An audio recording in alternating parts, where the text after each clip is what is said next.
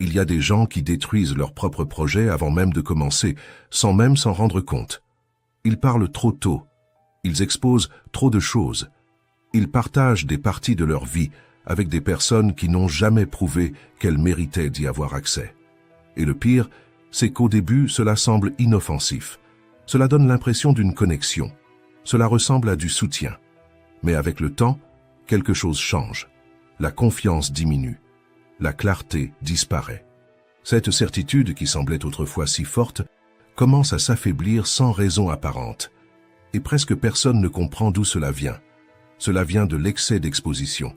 Parce que toutes les personnes qui t'écoutent ne souhaitent pas forcément te voir réussir. Certaines veulent seulement mesurer leur propre vie à travers la tienne. D'autres ressentent un malaise lorsqu'elles réalisent que tu es en train de sortir de l'endroit où elles sont encore bloquées. Les stoïciens comprenaient une chose simple. Ce qui est en train de se construire a besoin de protection. Un esprit fort ne transforme pas tout en annonce publique. Il sait qu'il existe une différence entre partager et remettre sa propre direction entre les mains des autres. Et quand tu ignores cette différence, tu commences à absorber des opinions qui ne devraient même pas avoir de place dans ton esprit. Tu perds ta concentration à trop expliquer, trop te justifier, trop vouloir convaincre. Mais quand tu apprends à préserver certaines parties de ta vie, quelque chose change. Tu réfléchis mieux, tu agis avec plus de fermeté, tu arrêtes de dépendre de la validation extérieure et tu commences à renforcer tes propres fondations, en silence. Aujourd'hui, tu vas comprendre quelles sont les choses qui ne devraient jamais être exposées avant le bon moment. Non pas parce que le monde est contre toi, mais parce que tous les environnements ne méritent pas d'avoir accès à ce qui est encore en train de grandir à l'intérieur de toi. Alors, reste attentif jusqu'à la fin. Et avant de continuer, écris dans les commentaires, tout n'a pas besoin d'être raconté. La première chose que tu ne dois jamais raconter à qui que ce soit, si tu veux réellement grandir, ce sont tes projets avant qu'ils ne deviennent réalité. La majorité des gens ne comprennent cela que lorsqu'il est déjà trop tard. Et tu peux croire que parler de ce que tu veux accomplir te motive, que cela crée un engagement, que les gens vont te soutenir, et cela semble logique. Mais il y a un détail là-dedans, et il est biologique. Ton cerveau confond l'annonce avec l'arrivée. Il ne fait pas la différence entre parler et agir, et pour cette raison, il te récompense pour quelque chose que tu n'as même pas encore commencé. Pense à ça. Un collègue avec une idée brillante entre les mains, une vision claire avec de vraies possibilités de profit, le genre de vision qui allume une étincelle presque incontrôlable dans la poitrine. Mais l'idée est tellement bonne qu'il n'arrive pas à garder la bouche fermée. Il en parle à ses amis, à sa famille, il poste sur les réseaux sociaux, il détaille chaque étape. Cela lui apporte des likes et il se sent victorieux avant même d'avoir combattu. Un mois passe, puis 2 et rien ne s'est produit. Pas parce que le monde a conspiré contre lui, mais parce qu'il avait déjà dépensé, en paroles, toute la faim dont il aurait eu besoin pour accomplir son projet. Celui qui se nourrit d'applaudissements perd la faim de conquête. Celui qui parle trop du chemin oublie de marcher. Et ce n'est pas seulement un conseil philosophique, il y a de la science derrière cela. Lorsque tu partages tes objectifs, le cerveau libère de la dopamine, le même neurotransmetteur que chez quelqu'un qui a déjà accompli quelque chose. Tu te sens accompli avant l'heure et c'est là que l'élan s'épuise silencieusement. Cette flamme qui aurait dû te porter pendant des mois s'éteint en quelques secondes, échangée contre une satisfaction bon marché, chimique, anticipée. Mais ce n'est pas seulement psychologique, c'est stratégique aussi. Quand tu parles, tu révèles tes projets, tu exposes quelque chose de sacré, ton énergie. À force de trop parler, tu invites les opinions, les comparaisons, la jalousie, les doutes, et tout cela commence à interférer avec ce qui est encore en train de naître. C'est comme ouvrir une graine avant le bon moment et espérer qu'elle fleurisse. Réfléchis bien. Ferais-tu confiance à quelqu'un qui n'a jamais construit de pont pour examiner ton projet? Demanderais-tu des conseils de natation à quelqu'un qui n'est jamais entré dans l'eau? Alors pourquoi permettre à des personnes sans résultat de donner leur avis sur tes rêves? La plupart d'entre elles ne parlent pas par méchanceté, elles parlent par peur, par insécurité, ou parce qu'elles se sentent menacées par quelqu'un qui a le courage de grandir. Le courage des autres est un miroir dérangeant pour ceux qui ont abandonné eux-mêmes. Et parfois le poison arrive déguisé en conseil. Tu es sûr? C'est difficile. Peut-être que ce n'est pas fait pour toi. Ces phrases ne te détruisent pas d'un seul coup. Elles te rongent lentement. Elles s'accumulent dans ta tête, reviennent dans les moments de doute, murmurent exactement quand tu avais besoin de courage. Et quand tu abandonnes, des mois plus tard, tu crois que tu as abandonné de ton propre chef. Tu n'as pas abandonné, tu as été manipulé lentement. Épictète, il y a 2000 ans, a écrit une phrase qui semble faite pour ce moment précis de l'histoire humaine. Ne déclare pas tes intentions avant de les avoir accomplies. Laisse tes œuvres annoncer ce que ta bouche aurait pu dire. Parce que la parole anticipée dépense l'action future. Pense à la précision millimétrée de ce principe. La parole dépense l'action. Chaque fois que tu décris en détail ce que tu vas faire, tu retires du carburant à ce que tu auras besoin de faire. Et ce transfert est silencieux. Tu ne le sens pas se produire. Tu ressens seulement le résultat, des mois plus tard, lorsque l'enthousiasme du début a disparu sans jamais devenir une œuvre. Regarde autour de toi. Les personnes réellement accomplies sont discrètes, non pas par timidité, mais par sagesse. Elles ont compris que chaque mot est une énergie, et que celui qui dépense sa voix à essayer d'être compris n'aura plus de souffle pour être admiré à travers ses propres accomplissements. Et concernant l'idée que parler publiquement te rend plus engagé, c'est une illusion. Le véritable engagement n'a pas besoin de témoins ni de juges. Le seul engagement qui compte est celui que tu maintiens envers toi-même, sans caméra, sans publication, sans récompense, seulement toi, ta parole et le miroir. Les véritables objectifs ne sont pas des promesses faites à voix haute, ce sont des serments silencieux, faits dans la solitude. Ce sont des jours de doute, des victoires que personne ne célèbre, des défaites que personne ne console.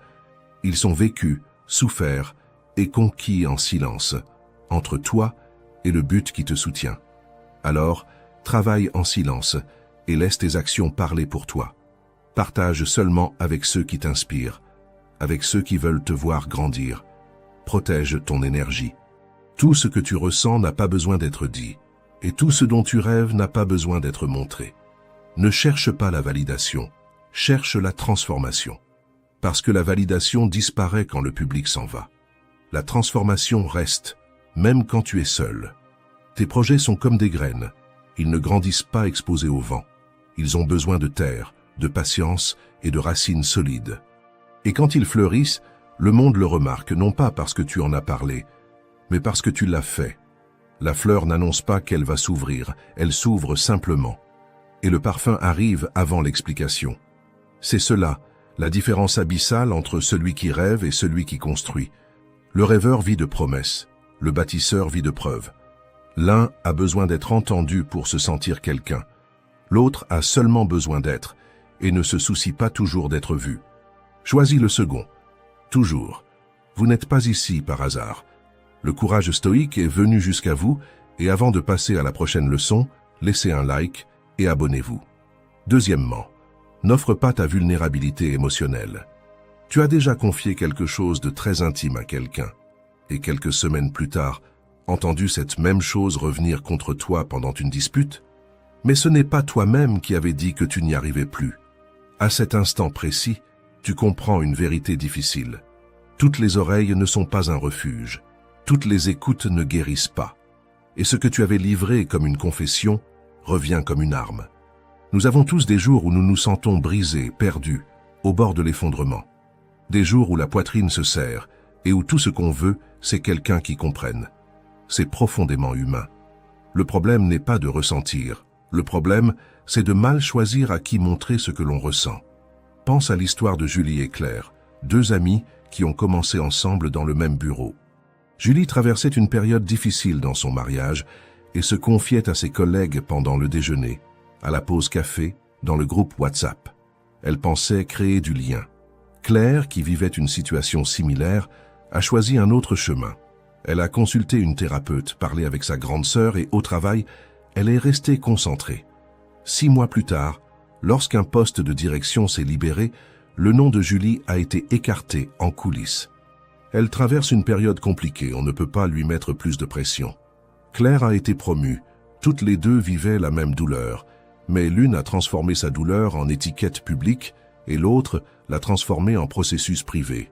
C'est exactement ce qu'Épictète répétait sans cesse à ses élèves.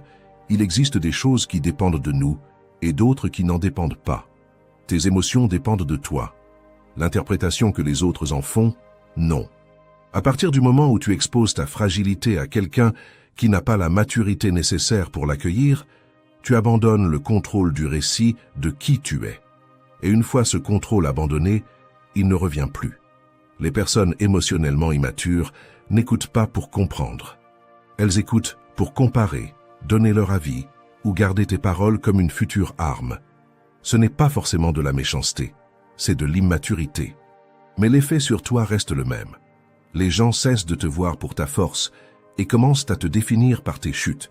Tu deviens la personne anxieuse, celle qui n'a pas tourné la page, celle qui n'y arrive pas. Et le pire, c'est qu'au bout d'un moment, toi aussi, tu commences à croire à ces étiquettes.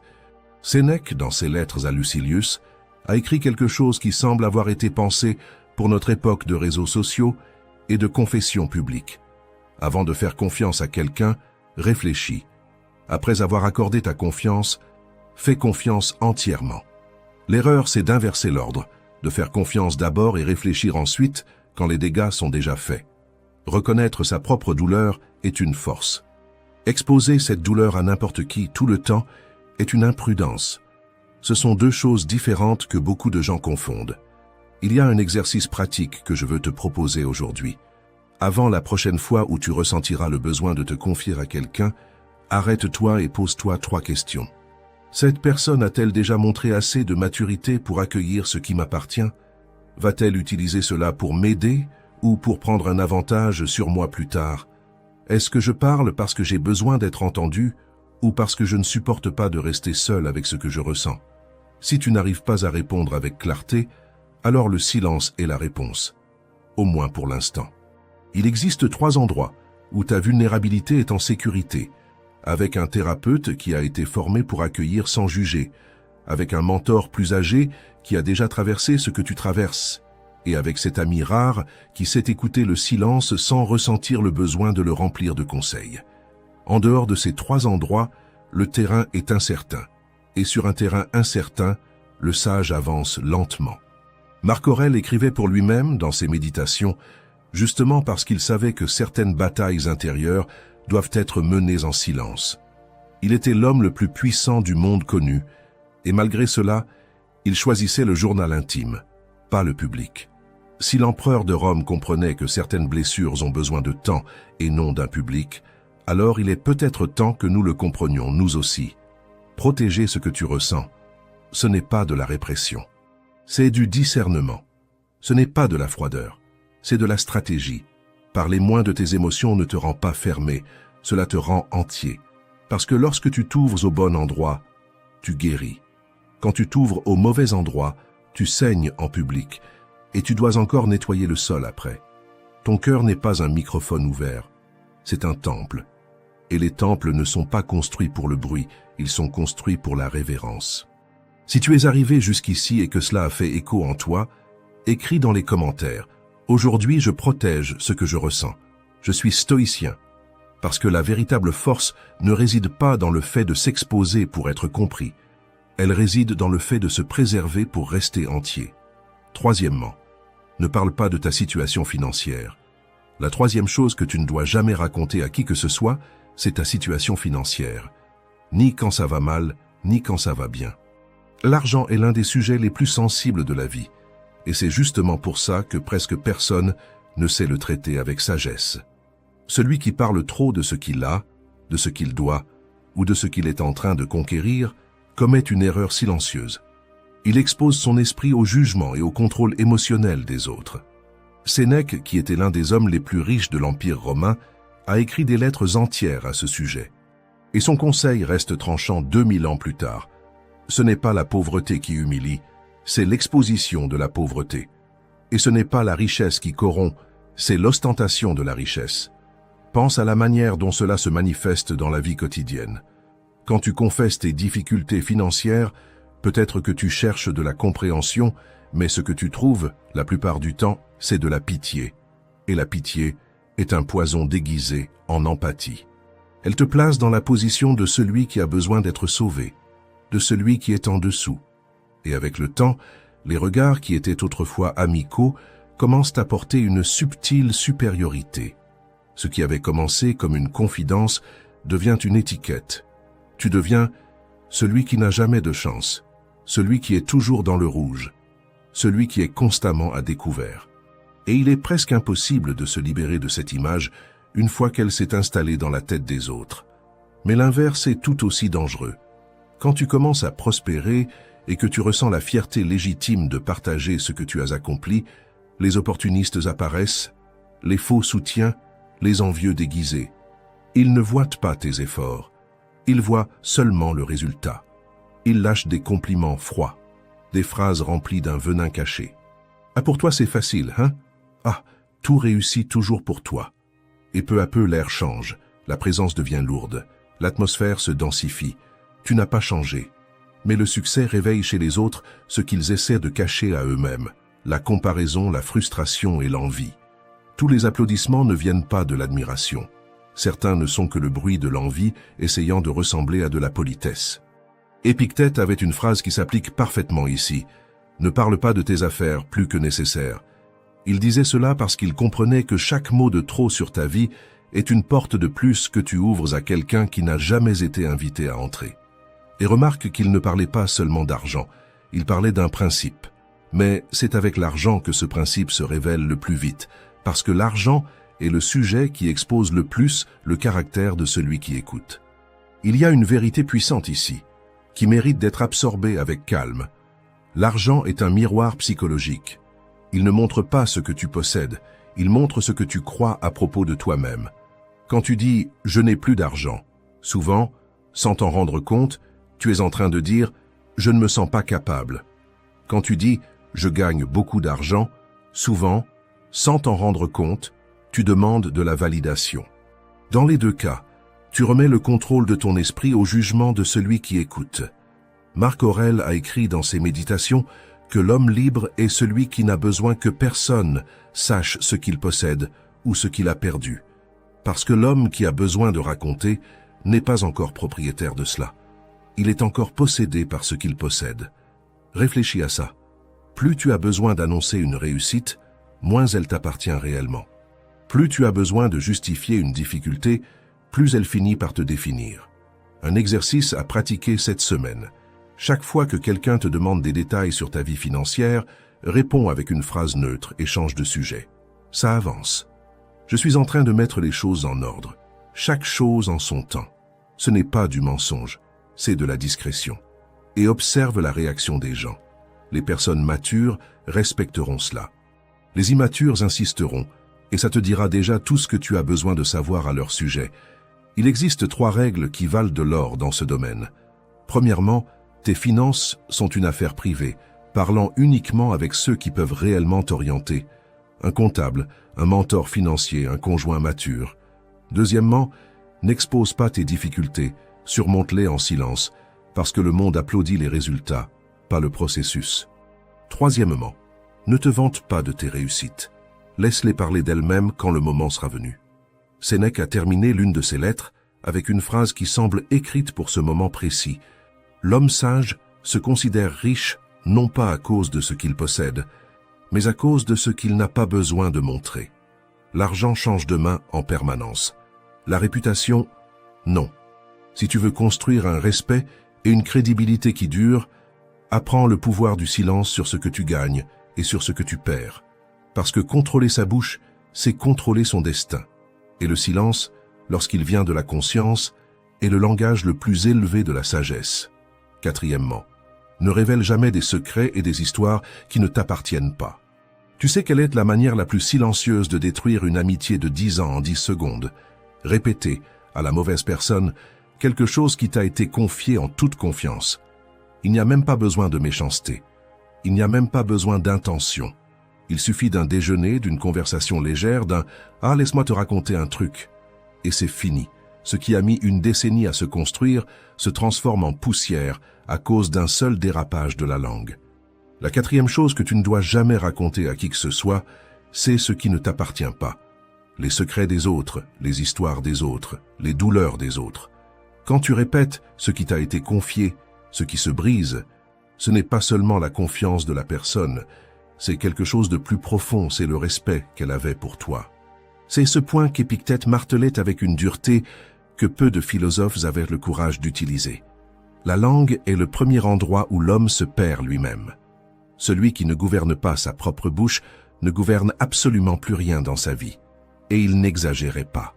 Pense au nombre de relations, au nombre d'amitiés, au nombre d'opportunités professionnelles, au nombre de mariages qui ont été détruits, non pas par de grandes trahisons, mais par de petites bouches indisciplinées, répétant ce qu'elles n'auraient jamais dû répéter.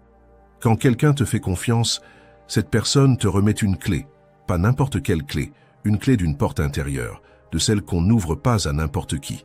Et face à cette clé, tu as deux options. Tu peux la garder avec la dignité de quelqu'un qui a compris le poids de ce qu'il a reçu. Ou tu peux l'utiliser comme monnaie de conversation, comme ingrédient de commérage, comme carte dans un jeu social quelconque. Et c'est ici que beaucoup de gens se condamnent sans même s'en rendre compte, parce qu'ils pensent qu'ils sont simplement en train de commenter, alors qu'en réalité, ils sont en train de négocier avec quelque chose de sacré. Sénèque a écrit une phrase qui devrait être gravée sur le mur de chaque maison. L'homme qui raconte tout ce qu'il entend, plus personne ne lui raconte rien. Et celui à qui plus personne ne raconte rien, vit entouré de tout le monde, et seul en même temps. Réfléchis à ça. Celui qui parle trop des autres finit peu à peu par être exclu des conversations qui comptent vraiment. Les gens continuent de sourire, continuent de saluer, mais ils arrêtent de faire confiance. Et quand ils arrêtent de faire confiance, ils arrêtent de t'inclure dans les décisions, dans les projets, dans les vrais moments de leur vie. Tu deviens une présence sans poids. Tu es dans le groupe, mais tu n'en fais plus réellement partie. Et le pire, c'est que presque personne ne te prévient. Les gens s'éloignent simplement, et toi, tu restes là à te demander pourquoi plus personne ne t'invite aux choses importantes. Il existe une différence abyssale entre partager et trahir.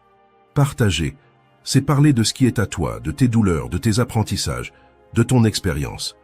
Trahir, c'est prendre la douleur de quelqu'un d'autre et la transformer en sujet de conversation pour paraître intéressant autour d'une table. La règle est simple, et je veux que tu la retiennes. Si le sujet ne t'appartient pas, ne le raconte pas. Si l'histoire n'est pas la tienne, ne la répète pas. Si quelqu'un t'a fait confiance, protège cela comme si c'était la dernière chose de valeur que tu possèdes au monde, parce que c'est exactement ce que c'est. Ta parole est la seule chose que tu portes de l'enfance jusqu'au cercueil, sans jamais la perdre ni la gagner.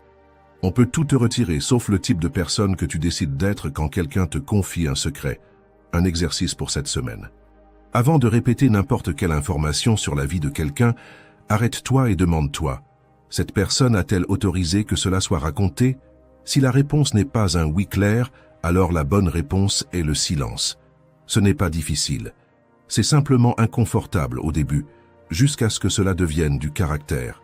Marc Aurèle a écrit pour lui-même, dans ses méditations, que l'homme noble est celui à qui l'on peut faire confiance, même en son absence. Autrement dit, ce qui définit le caractère de quelqu'un, ce n'est pas la manière dont il agit quand les autres regardent, c'est ce qu'il fait de l'information quand personne ne découvrira que cela vient de lui. Savoir se taire sur ce qui ne t'appartient pas est l'une des formes de respect les plus élevées qui existent. C'est aussi l'un des signes les plus incontestables de maturité émotionnelle. Celui qui maîtrise sa propre langue maîtrise le destin des relations qu'il construit. Et ce qui ne t'appartient pas n'y touche pas.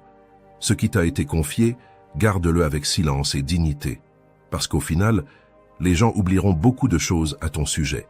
Ils oublieront tes réussites, ils oublieront tes erreurs, ils oublieront même certaines histoires que tu as racontées. Mais personne n'oublie celui qui a trahi une confiance. Cette étiquette colle, et elle colle pour toute la vie. Et il n'existe aucun endroit où cette leçon est plus décisive qu'au sein d'une relation amoureuse. Parce que la manière dont tu protèges ce qui se vit à deux en dit plus sur le type d'amour que tu construis que n'importe quel serment que tu pourrais prononcer à voix haute. La 5e chose que vous ne devez jamais raconter à personne, c'est ce qui se passe à l'intérieur de votre relation. Ce qui se passe entre vous et la personne que vous aimez doit rester entre vous deux. Parce que plus vous parlez de votre relation, plus elle cesse de vous appartenir. Réfléchis bien. Partager les tensions, les disputes, peut sembler être un soulagement momentané. Mais en réalité, C'est comme ouvrir toutes les fenêtres d'une maison au milieu d'une tempête. Le vent entre, disperse tout ce qui était à sa place et laisse des traces qui restent visibles longtemps après que la pluie est passée. Quand vous vous confiez à propos d'une dispute, vous ne faites pas que parler. Vous livrez quelque chose de sacré, l'intimité qui appartenait à vous deux. Et ce qui était un problème passager devient un récit public, interprété, jugé, déformé par des gens qui n'ont pas vécu la situation et qui ne peuvent pas comprendre le contexte. Et c'est là que se trouve le problème le plus cruel. Les mots façonnent les perceptions. Et les perceptions, une fois contaminées, redeviennent rarement pures. Aujourd'hui, vous pouvez résoudre le conflit. Vous pouvez demander pardon, être pardonné, dormir de nouveau enlacé. Mais celui qui a entendu votre version le jour de la douleur reste prisonnier de cette version. Votre famille, vos amis, vos collègues, tous gardent une photographie mentale de votre partenaire prise à son pire moment.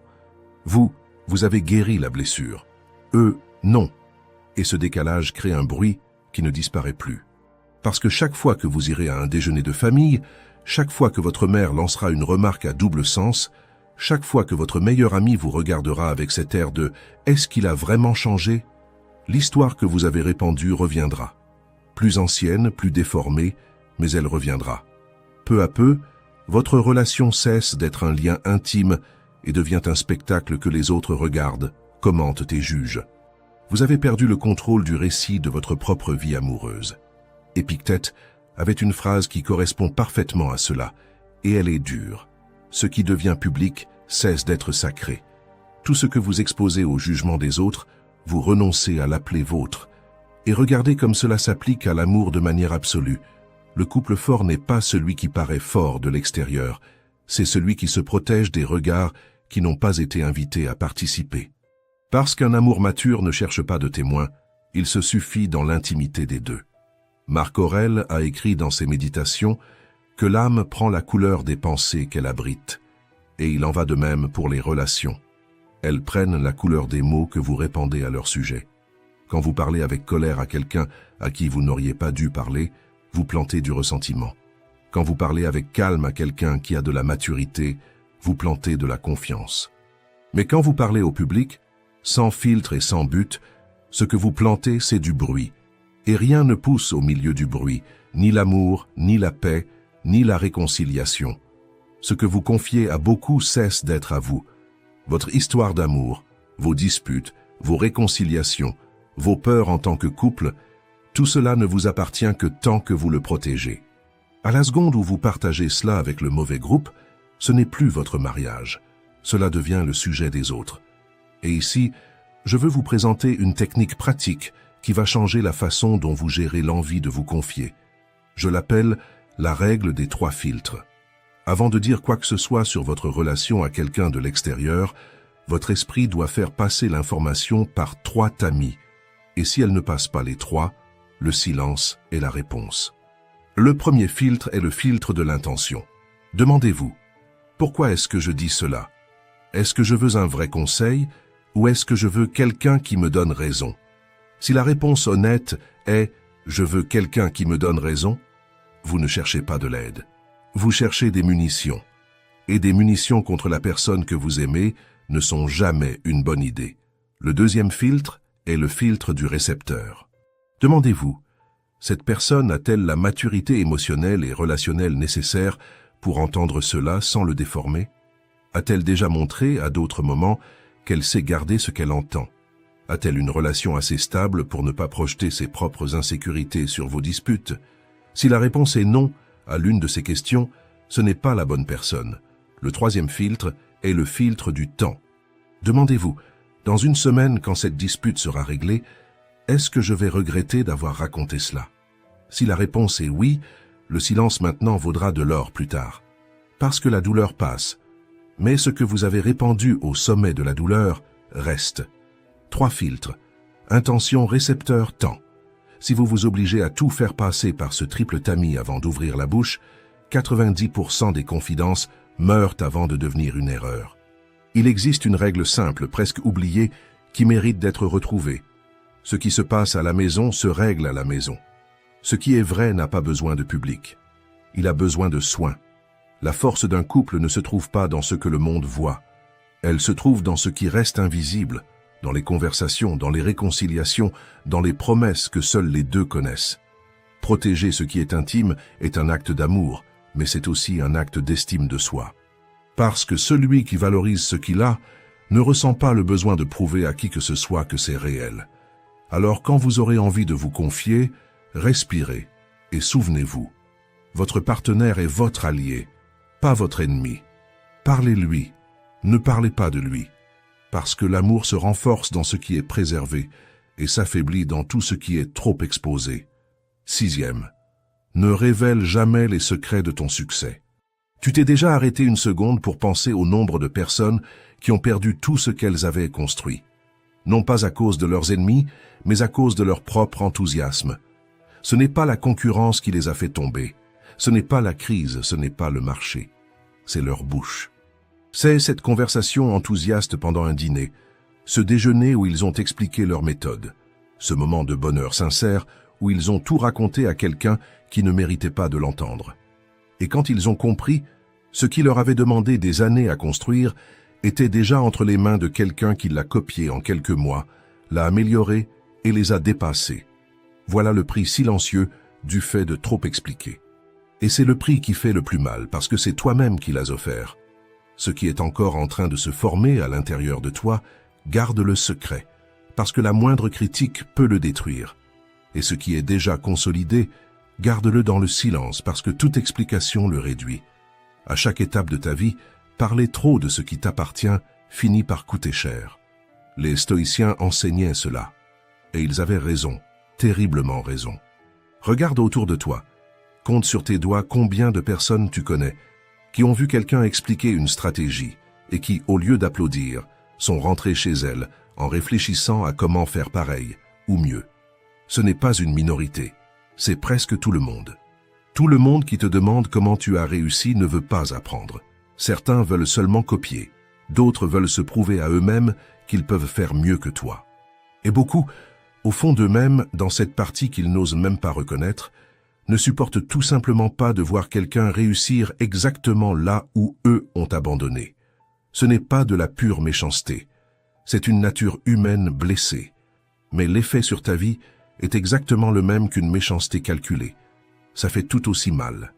Ça retarde tout autant. Ça détruit de la même manière. C'est pour ça que toute lumière ne doit pas être montrée. Il existe des regards qui ne supportent pas l'éclat, et face à cet éclat, ils n'admirent pas. Ils calculent. Sénèque, en écrivant à Lucilius au sommet de l'Empire romain, a laissé une image qui semble avoir été créée pour ce moment précis. L'homme sage montre les fruits, mais cache les racines. Parce que les fruits nourrissent ceux qui arrivent avec de bonnes intentions, mais les racines, si elles sont exposées au soleil, sèchent. Pense à la précision de cette image pendant une seconde. La racine a besoin de l'obscurité pour s'enfoncer profondément. Quand tu déterres la racine pour montrer au monde « Regarde comme je suis devenu fort, regarde comme ma base est solide », tu tues l'arbre qui était encore en train de grandir. Ce qui soutient ton succès, précisément parce que cela le soutient, ne peut pas être exposé sans être compromis, et tu comprends cela même dans les choses simples de la vie. Tu n'arraches pas une plante de son pot pour montrer les racines aux visiteurs. Alors pourquoi fais-tu différemment avec ta propre vie? Ici, j'ai envie de te transmettre une technique pratique qui sépare ceux qui vont loin de ceux qui passent leur vie à expliquer aux autres comment ils ont failli y arriver. Moi, j'appelle ça la règle du résultat d'abord. La règle est simple à comprendre et difficile à appliquer, et c'est exactement ce qui la rend puissante. Avant de raconter quoi que ce soit à propos d'une réussite, attends que le résultat soit consolidé pendant au moins 6 mois de continuité. Pas la première vente, la régularité. Pas le premier bon mois, le deuxième trimestre. Pas l'approbation initiale, la stabilité durable. Avant ce délai, chaque mot que tu prononces parle d'une réalité qui n'est pas encore véritablement née. Et quand viendra enfin le moment de parler, parle du résultat, jamais de la méthode. Ça fait quelque temps que je travaille là-dessus et, grâce à Dieu, ça fonctionne bien. Est une phrase mature. Elle clôt le sujet et protège ce qui compte. Regarde, le secret c'est de faire X, ensuite Y et enfin Z est la phrase qui offre sur un plateau des années de ta vie à quelqu'un qui utilisera peut-être ça contre toi demain. sans même ressentir la moindre culpabilité. La différence entre ces deux phrases, c'est la différence entre celui qui consolide son succès et celui qui regarde, silencieux et amer, les autres construire leur réussite sur ce qu'il avait lui-même créé. Marc Aurèle a écrit dans ses méditations une réflexion qui paraît simple mais dont la profondeur prend du temps à être absorbée. L'homme qui a besoin de raconter ce qu'il a accompli n'a pas encore vraiment accompli, parce que le véritable conquérant est occupé à conquérir l'étape suivante. Seul l'insécure reste tourné vers le passé, racontant aux autres ce qu'il a fait, à la recherche d'une validation que son propre succès aurait déjà dû lui donner. Pense à cela lentement. Si ton succès était pour toi suffisant, tu ne ressentirais pas ce besoin irrépressible d'expliquer. Cette envie d'expliquer est le signe le plus clair que, tout au fond, tu ne crois pas encore vraiment à ce que tu as construit. Tu demandes des témoins parce que tu ne fais pas confiance à ton propre miroir. Et c'est là que se trouve la sagesse la plus tranchante du stoïcisme appliqué. Celui qui a encore besoin de se prouver quelque chose révèle qu'il ne croit pas encore réellement à ce qu'il a construit. Le succès qui a besoin d'être expliqué n'est pas encore un succès. C'est une répétition. Nous vivons dans une époque qui confond visibilité et valeur, qui confond confession et connexion, qui confond exposition et authenticité. Les gens pensent qu'ils doivent tout montrer pour exister, tout raconter pour être reconnus, tout expliquer pour être respectés. Mais la maturité consiste précisément à refuser cette addiction moderne, à redécouvrir le plaisir ancien et profond de simplement vivre pleinement. Silencieux, libre. Celui qui gagne vraiment apprend tôt ou tard que les coulisses valent plus que la scène, que la racine vaut plus que la photo de l'arbre. Alors protège ton processus. Protège ce qui est en train de grandir à l'intérieur de toi comme on protège une flamme au milieu du vent. Discrète, inébranlable. À toi. Laisse les autres voir les fruits, jamais les racines. Parce que le secret du succès, au bout du compte, ne se trouve pas dans ce que tu montres au monde. Il se trouve précisément et brutalement dans ce que tu décides de garder dans le silence. Et si cela a résonné dans ton âme, écris ici en bas. Aujourd'hui, je choisis le silence. Je suis stoïcien. Parce que c'est ça, la preuve concrète de la sagesse stoïcienne. Maîtriser cette impulsion urgente de montrer et laisser le temps, avec cette sérénité lente que lui seul possède, révéler aux autres, sans précipitation, tout ce que tu as construit dans le silence. Et enfin, n'expose pas trop ta vie sur les réseaux sociaux. Tu as déjà remarqué que les personnes qui affichent le plus leur bonheur sont, presque toujours, celles qui le vivent le moins. Arrête une seconde tout ce que tu es en train de faire et réfléchis vraiment à ça. Qui est le plus heureux? La personne qui a besoin de photographier son dîner pour le publier ou celle qui mange son dîner sans toucher son téléphone une seule fois? Qui est le plus en paix? Celui qui documente chaque moment de son voyage dans des stories ou celui qui revient du voyage sans que personne ne sache qu'il est parti et qui pourtant revient transformé? La réponse fait mal parce qu'elle accuse un peu chacun de nous. Moi y compris, toi y compris, qui regarde cette vidéo maintenant. Nous vivons à une époque qui confond exister avec apparaître, et dans cette confusion, des millions de personnes sont en train de perdre quelque chose qui n'a pas de prix, et elles le perdent chaque jour, volontairement, en échange de miettes numériques. Elles sont en train de se perdre elles-mêmes. Il existe une ligne très fine entre partager et se perdre. Entre montrer ce qu'on vit et vivre uniquement pour avoir quelque chose à montrer. Le monde moderne te convainc, avec une persuasion silencieuse et puissante, que la visibilité est synonyme de valeur.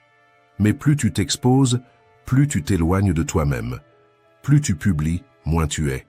Pense un instant à la vie de Camille. Camille a 28 ans. Elle vit dans une belle ville. Elle a un travail correct et une relation stable. De l'extérieur, pour n'importe qui ouvre son Instagram, elle mène une vie de magazine. Des dîners photographiés vus d'en haut, des voyages racontés en 13 stories par jour, des tenues assorties à la couleur du petit déjeuner, des légendes philosophiques sur la gratitude. Mais Camille se réveille chaque mardi avec une oppression dans la poitrine qu'elle n'arrive à expliquer à personne. Elle a l'impression d'être toujours fatiguée. Elle sent que les vraies conversations avec son compagnon ont diminué, parce que tous les deux passent le dîner à regarder le téléphone de l'autre. Elle a l'impression de ne même plus se souvenir correctement de son dernier voyage, parce qu'elle l'a passé entièrement à choisir quelle photo publier. Camille a 3000 abonnés, et 0 personne auprès de qui elle peut pleurer. Ce n'est pas une personne rare, c'est une génération entière déguisée sous un prénom. Et le plus douloureux, c'est qu'elle-même ne voit pas le problème parce que chaque notification sur son écran lui donne une petite décharge chimique qui masque le vide pendant encore quelques minutes, jusqu'à ce que le mardi suivant arrive, avec cette même oppression inexplicable. C'est ça le prix silencieux d'une vie exposée. Ça n'arrive pas comme une tragédie, ça arrive comme une dissolution. Imagine ta vie comme une maison. Chaque photo, chaque publication, chaque story est une fenêtre ouverte vers l'extérieur. Et tous ceux qui regardent à l'intérieur n'entrent pas avec de bonnes intentions.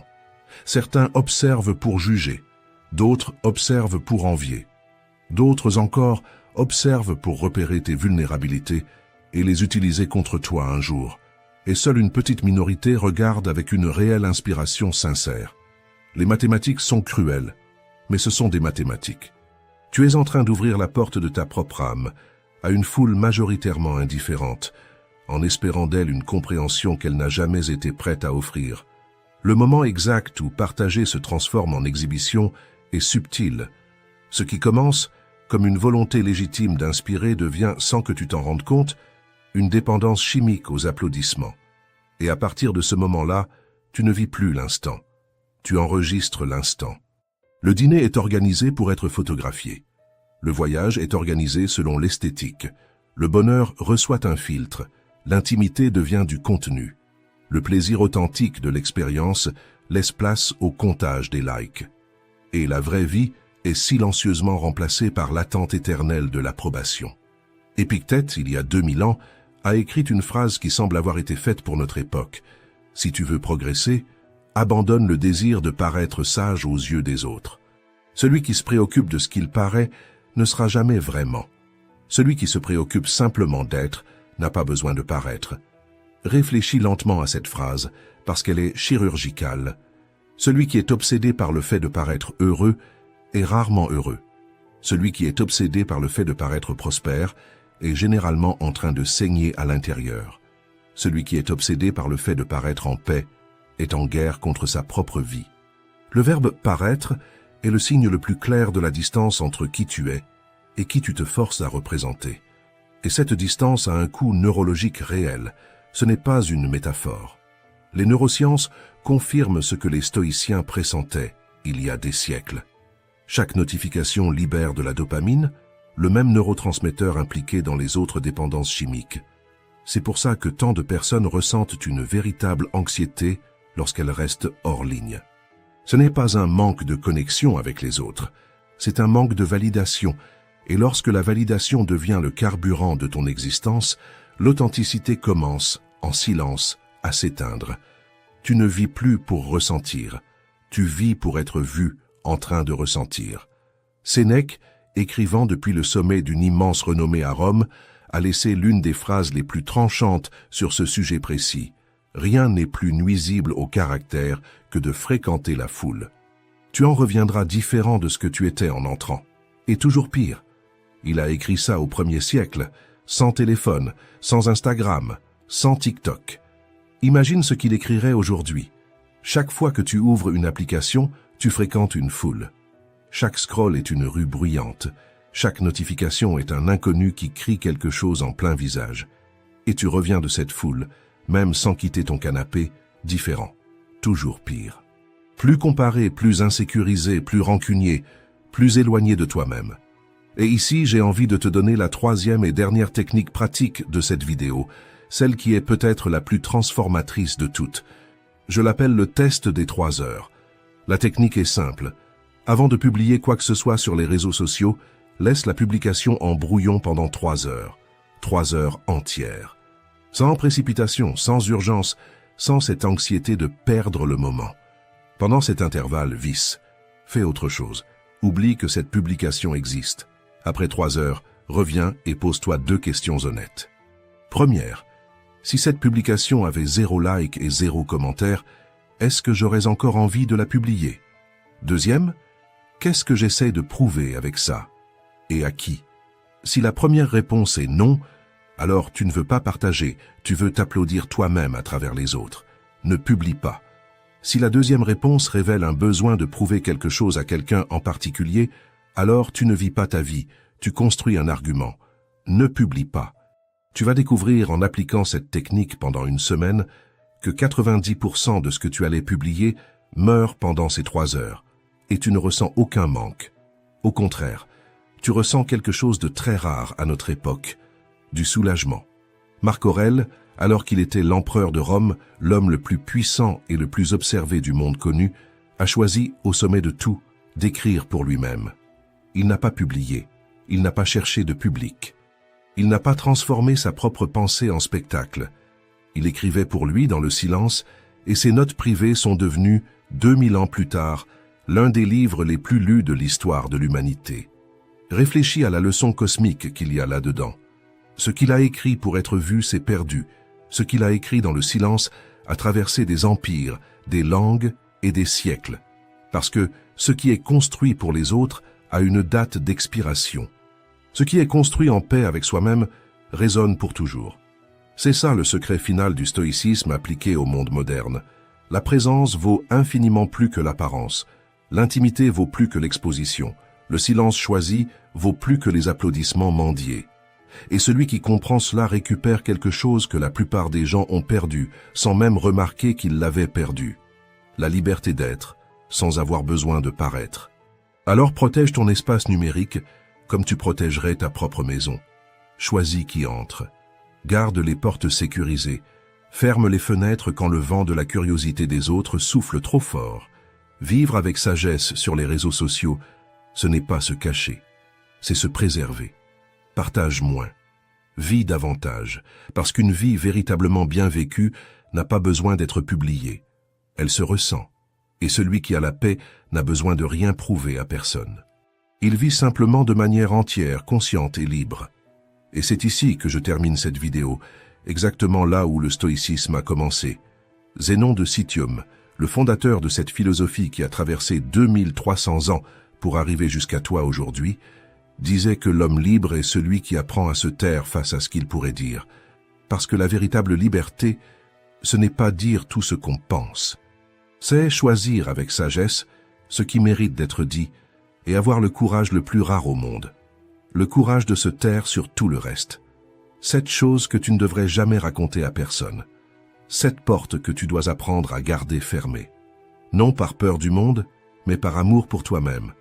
Non par isolement, mais par discernement. Parce que chaque parole retenue est une racine qui grandit. Chaque silence choisi est une forteresse intérieure qui se construit. Et chaque exposition évitée est une victoire silencieuse contre l'urgence moderne d'apparaître. Écris ici en commentaire. Aujourd'hui, je choisis la présence, pas l'apparence. Je suis stoïcien. Et si cette vidéo a parlé à ton âme, laisse un like. Partage-la avec quelqu'un qui a besoin d'entendre ça. Et abonne-toi à la chaîne pour continuer ce chemin de connaissance de soi avec nous. Ta prochaine évolution commence exactement au moment où tu décides d'arrêter de montrer qui tu es et de commencer en silence à le devenir. Aujourd'hui, vous n'avez pas été seulement un spectateur. Vous avez fait partie de la chaîne Courage Stoïque. Laissez un like, partagez, abonnez-vous et emportez cette force avec vous. Merci d'avoir regardé.